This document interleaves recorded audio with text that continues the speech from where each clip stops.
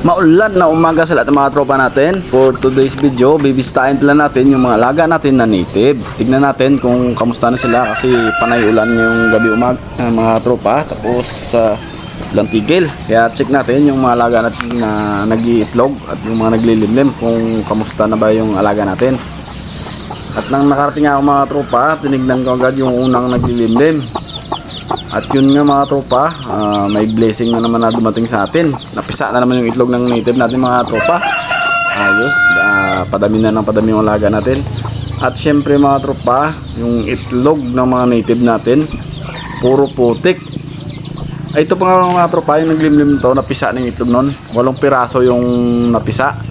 Nilagay ko doon sa breeding, mamaya papakita ko sa inyo. Kasama doon yung mga pabo. Isama natin din yung bagong pisa na ano. Ito sa taas medyo malinis to mga tropa. Maganda yung itlog sa taas. Pero dito sa baba, hindi ko alam bakit madumi. Sobrang dumi, puro po lutak, maputik mga tropa. Ay naku, mamaya lilinisin natin. Hindi ako sure kung mapipisa pa yan, kung okay pa yung itlog ng native natin. Pero bago yun mga tropa, kunin muna natin yung sisiw na napisa.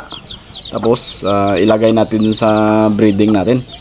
Isama natin dun sa unang napisa na native tsaka pabo para sabay-sabay na sila, para isang ilaw lang, para tipid mga tropa. At papakita ko rin sa inyo mga tropa kasi kahapon may napisa na ako na pabo. Tapos yung naunang napisa nilipat ko sa kabilang breeder natin. At ito ngayon yung native na to, at saka yung kahapon na pabo, tsaka yung native ulit, medyo maraming napipisa. Ilalagay natin dun sa isang breeder natin mga tropa para mailawan. Tapos after 2 weeks, ilipat na naman natin sa ibang mga kulungan para mabilis yung paglaki ng mga sisiw natin mga tropa, para tuloy-tuloy yung production natin. Pag ganito lagi yung production natin mga tropa, ayos to. Dadami yung ano natin, yung native na mga alaga, para ano na to, mabinta natin sa this coming December. Kasi pag mga December season, Christmas, marami talagang bumibili ng mga native.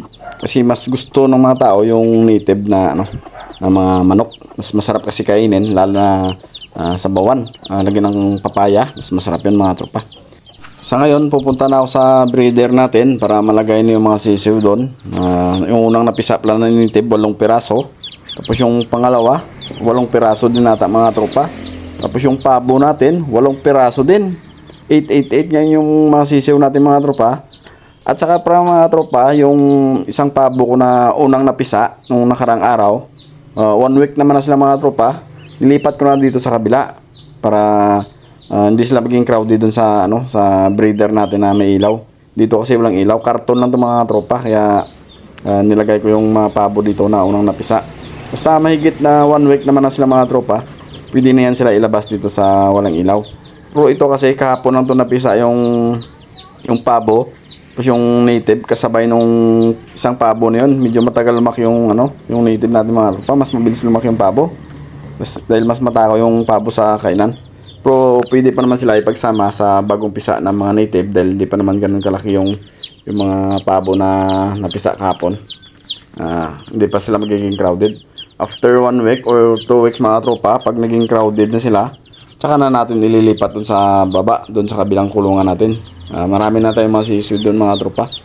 Rhode Island Red, tsaka native. At tsaka syempre may coming pa tayo na mapipisa dito sa incubator. Sa gusto pala magpa-reserve, pwede kayong mag-PM sa akin mga tropa. Rhode Island Red, yun yung available natin.